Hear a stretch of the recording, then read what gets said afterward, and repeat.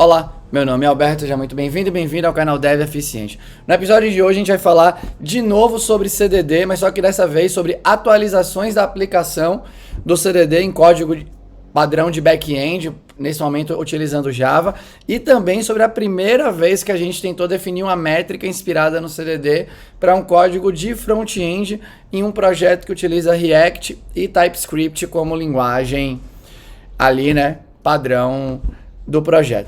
Antes de mais nada, se é a primeira vez que você está vendo um vídeo sobre CDD, eu vou deixar, tem links aqui na descrição, eu poderia botar um link aqui, né, no vídeo e tal, mas eu vou deixar aqui na descrição alguns outros vídeos aqui do canal que explica sobre esse princípio de design de código, e aí a gente vem trabalhando como implementar isso de várias formas diferentes, aí, né, em vários projetos diferentes, códigos diferentes e tudo mais. A sigla ali, né, ela resume Cognitive Driven Development, uma tese de design aí de código que eu construí, beleza? E eu trabalho nela hoje, né, junto com outros colegas da academia, então Vitor, Gustavo, por aí vai. E eu venho utilizando esse princípio para fazer bastante código, e nesses últimos meses a gente inclusive vem utilizando agora, né, no projeto que eu estou trabalhando atualmente na Zup, e eu tenho coisas legais para compartilhar aqui com você, né? Então, acho que a primeira coisa que eu quero compartilhar é que, assim, a nossa primeira métrica, quando a gente começou a utilizar o CDD no projeto atual que eu participo na Zup, foi uma métrica derivada ali do CDD formada por 3 elementos ali, né? Deixa eu só já vim aqui para ir mostrando. Então, acho que aqui é no React, aqui é no back-end. Então, né, na primeira vez de todas, se eu fosse buscar aqui o histórico de commit, aqui ia ter branch de código como elemento que conta como dificuldade de entendimento, né? As condicionais, então se você tem um if com 2 condicionais, então contaria 2 pontos de dificuldade de entendimento, de acordo com o nosso time. E na primeira versão, além disso, tinha o acoplamento contextual, né, que é o acoplamento com classes, nesse caso aqui, que é um código escrito em Java, com classes que foram criadas dentro do próprio projeto. E o quarto elemento aqui era a função como argumento. E aí, nas primeiras vezes que a gente estava trabalhando, a gente chegou à conclusão que a gente não queria utilizar a função como argumento, como um elemento de dificuldade de entendimento, simplesmente porque função como argumento é uma coisa que é padrão no Java desde a versão 8, por mais que eu ainda ache que não é um conceito que é amplamente explorado dentro do ecossistema de trabalho do mundo Java, principalmente em código de negócio, né, e tudo mais. Mas a equipe chegou a essa conclusão que poderia tirar. E aí a gente viveu com isso e, putz, eu ainda vou trazer mais vídeos sobre isso, né, no sentido de Gustavo, que é o cara que trabalha comigo na equipe, né, lá na Zup, ele me ensinou, né, que tem esse tipo de estudo que é longitudinal, observacional, sei lá, que você fica usando uma coisa por muito tempo, né, para ver os efeitos dela ali, né, e uma coisa que a gente vai começar a explorar mais também em cima do CDD. Então, os resultados até agora têm sido bons, né, as classes, pessoas já entraram no projeto, e o feedback ali qualitativo tem sido interessante em relação à dificuldade de entendimento para manter o código. Só que aí a gente acabou um ciclo de trabalho agora e foi fazer uma retrospectiva sobre a utilização do CDD. E a gente chegou na seguinte discussão, se liga nisso.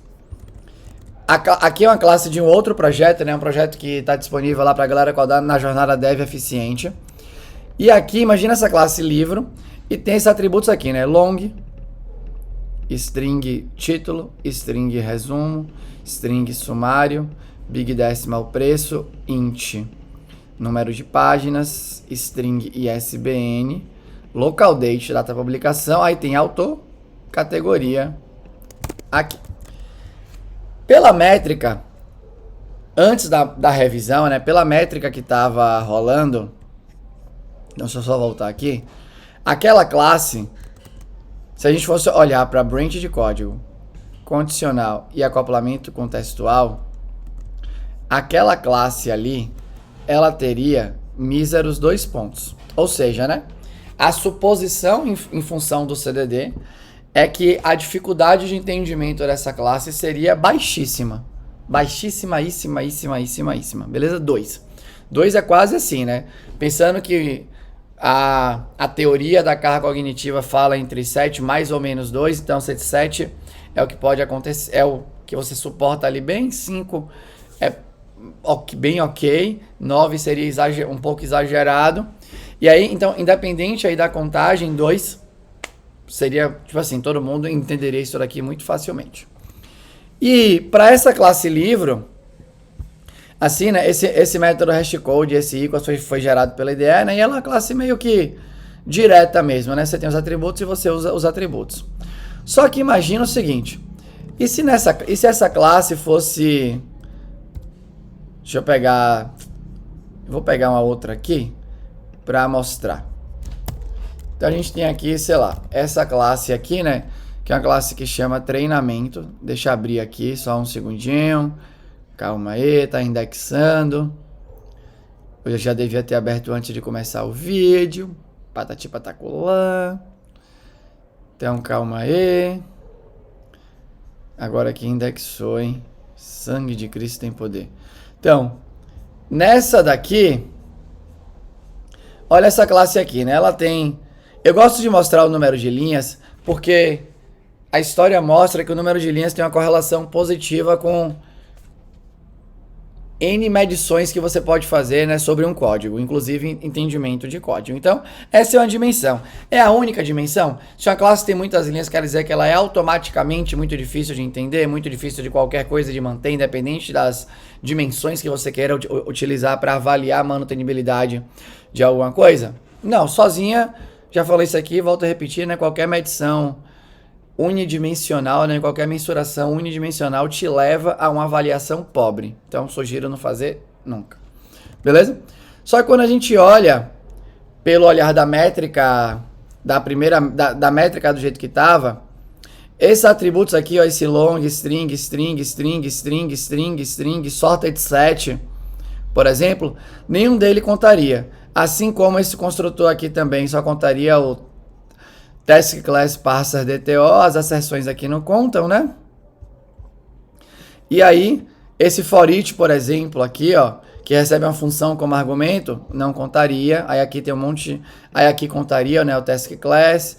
E aqui tem um monte de código depois, ó, que recebe função como argumento. Por exemplo, aí o if aqui contou, né, pela métrica, por aí vai. Mas assim, no final das contas, quando a gente olha para essa classe, e essa classe que foi a motivadora da discussão dentro da equipe. Quando a gente olha para essa classe,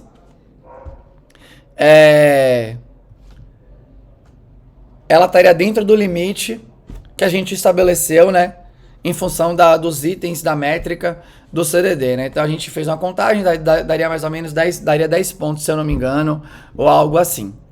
E aí eu confesso que eu olhei para essa classe e falei assim, pô, mas eu tô achando já que tá meio inchada essa classe, assim, no sentido de tem bastante lógica, né, e tudo mais.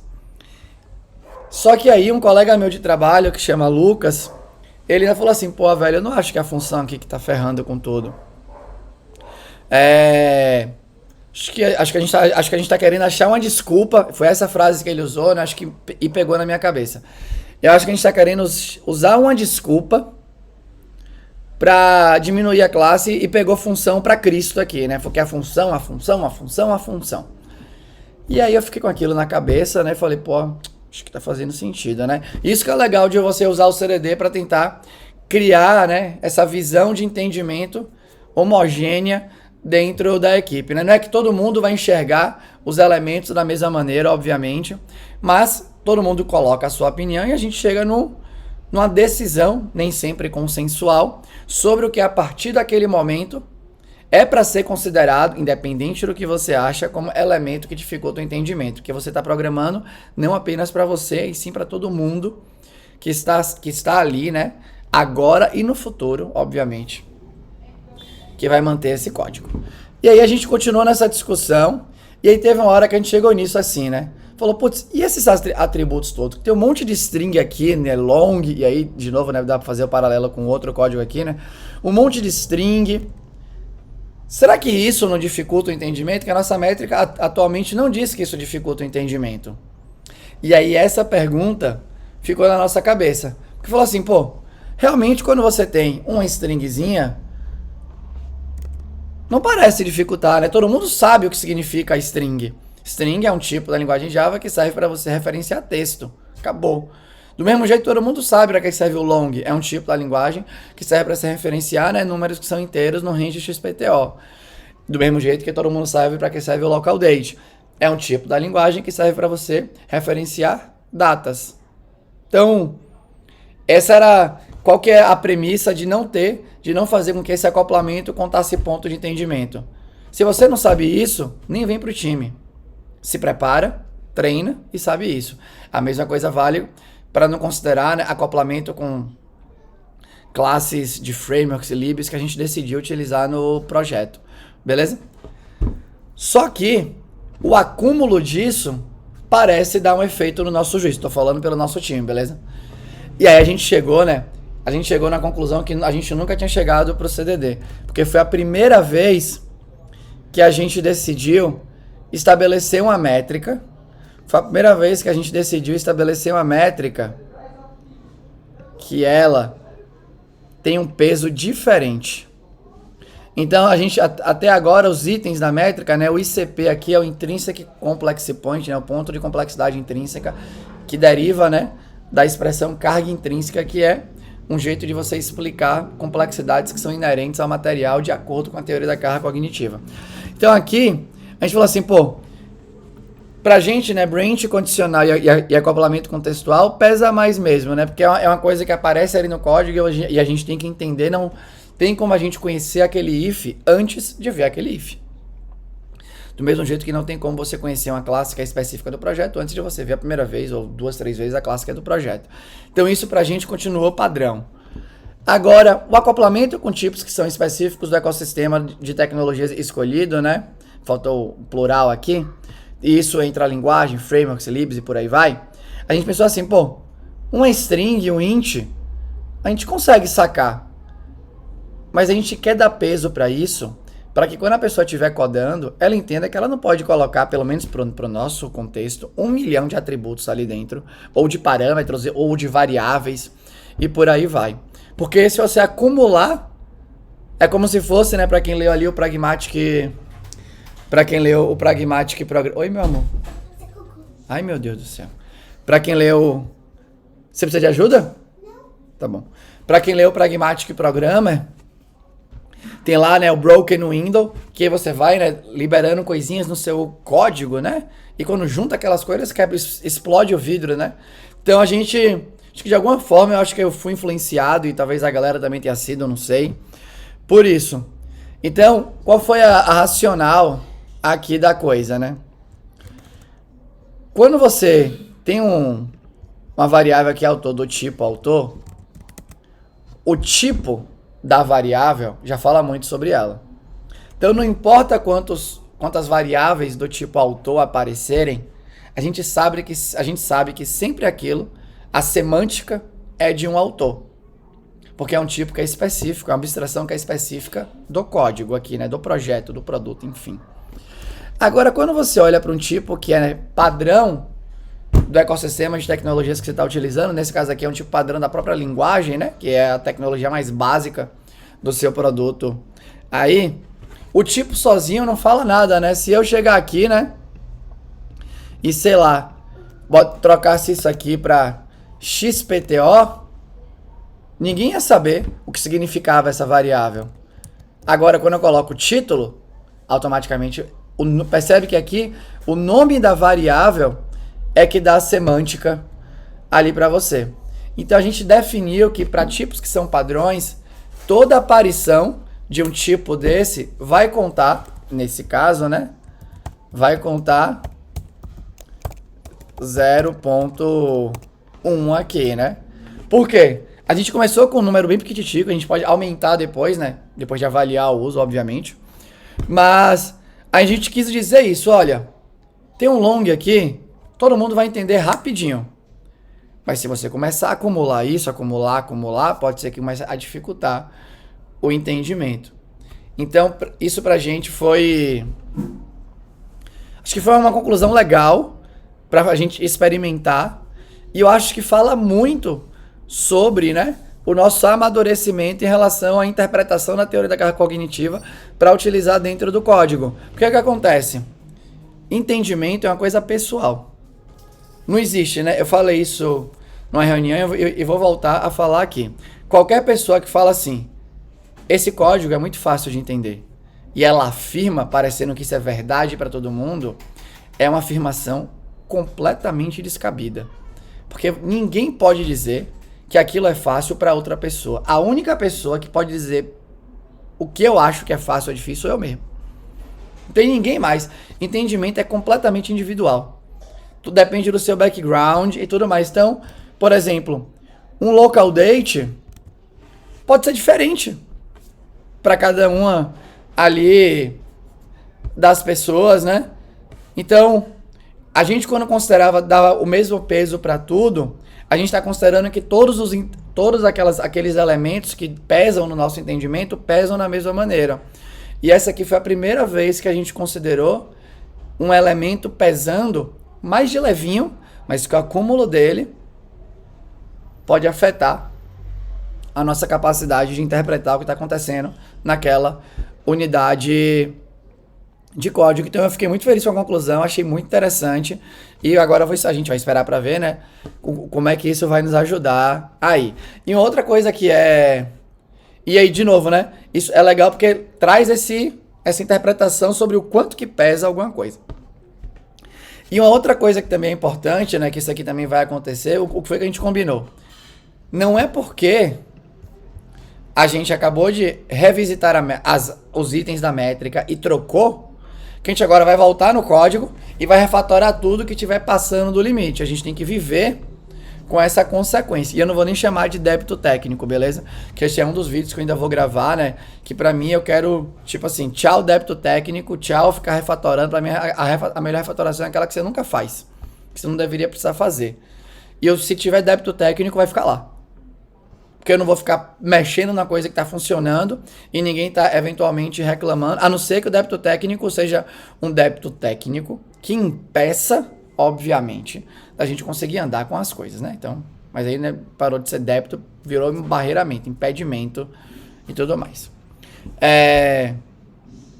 Então a gente não vai voltar nas unidades de código, putz, que estão passando de 10 agora, que estão com 12, 13, 14, sei lá, eventualmente 15, para refatorar. A gente vai deixar lá, mas agora a gente vai viver com essa nova métrica que é o quê? Se eu vou mexer na unidade de código, agora eu vou reavaliar, aí sim, eu reavalio o número de pontos que tem lá e já vejo, pô, passou do limite, então essa unidade de código aqui não aceita mais código. Isso é finir. Eu vou ter que dar um jeito aqui, né, de substituir o código que tá aqui, de reorganizar isso daqui para conseguir colocar mais código aqui.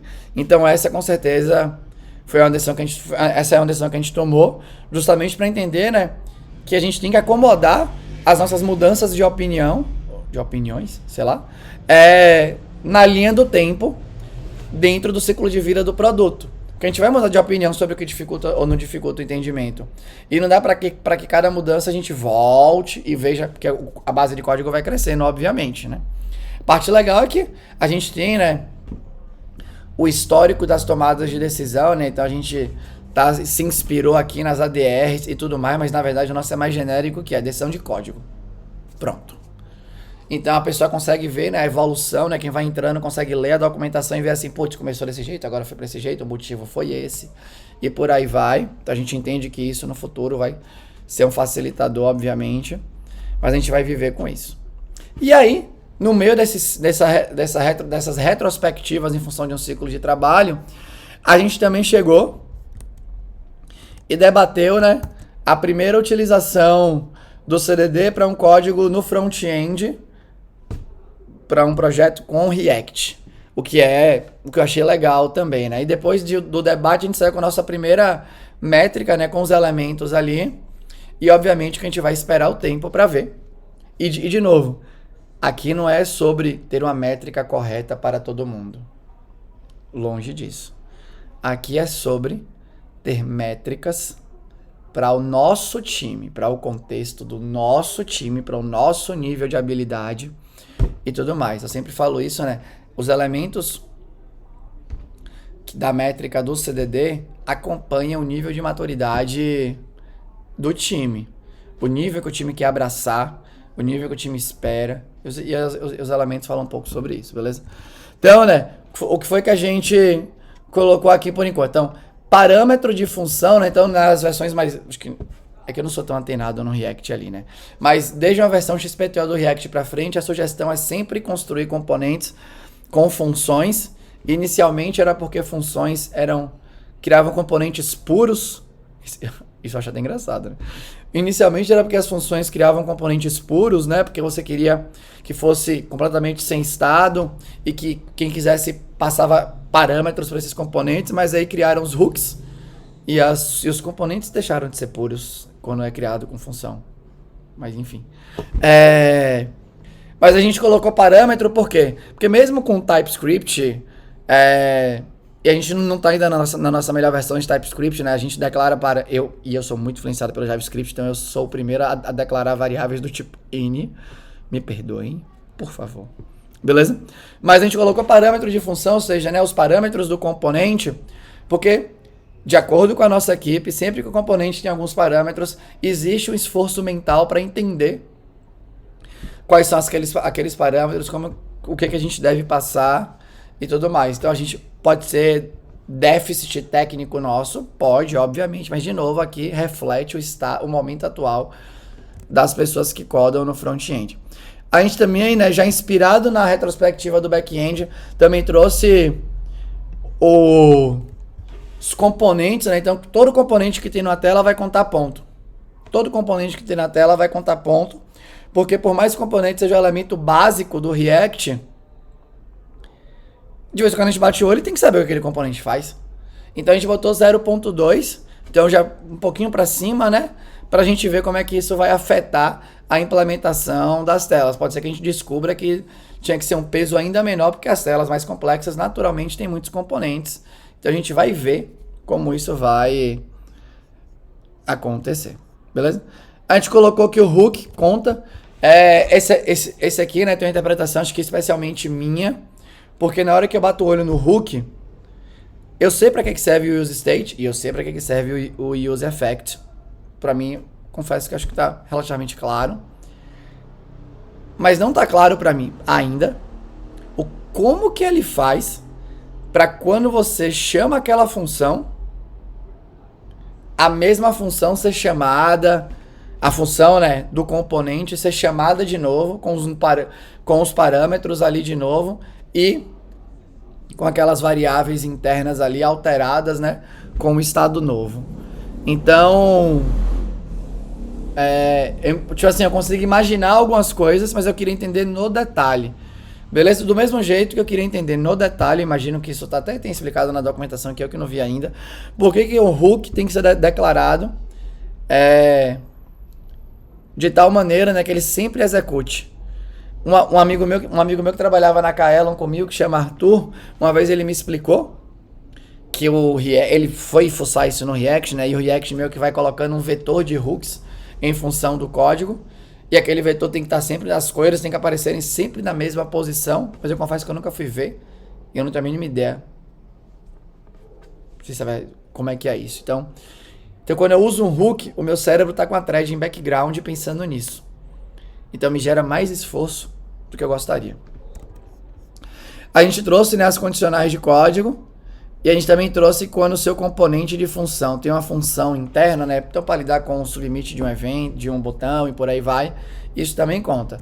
E aí aqui na